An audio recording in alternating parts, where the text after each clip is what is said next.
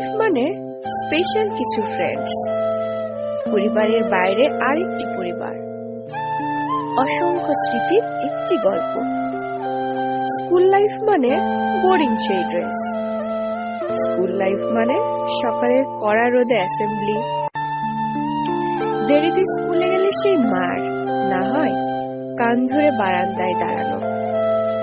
School life মানে প্রিয় সেই ব্যাক বেঞ্চ, স্কুল লাইফ মানে টিফিন টাইমের অপেক্ষা, তারপর সবাই মিলে টিফিন ভাগাভাগি করে খাওয়া।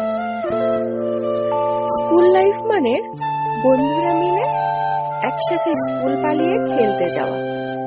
স্কুল লাইফ মানে কারোর সাথে ঝগড়া হলে কমন একটা ডায়ালগ, ছুটির পরে থাকিস, তোর খবর আছে। স্কুল লাইফ মানে কমন একটা অজুহাত, পেট ব্যথা।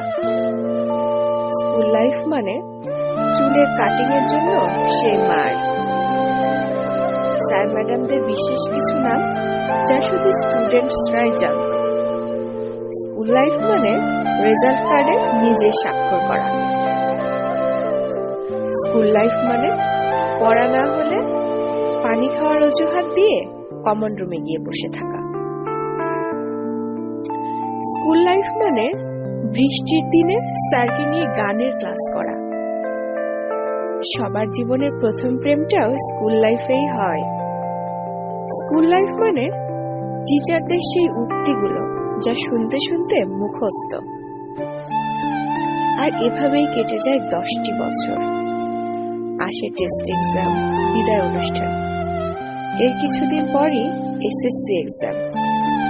তারপরে সবকিছু কেমন যেন এলোমেলো হয়ে যায়, হারিয়ে যায় সেই দিনগুলো। আপন বন্ধুরাও কোথায় যেন হারিয়ে যায়, চাইলেও আর ফিরে পাবো না সেই সময়গুলো।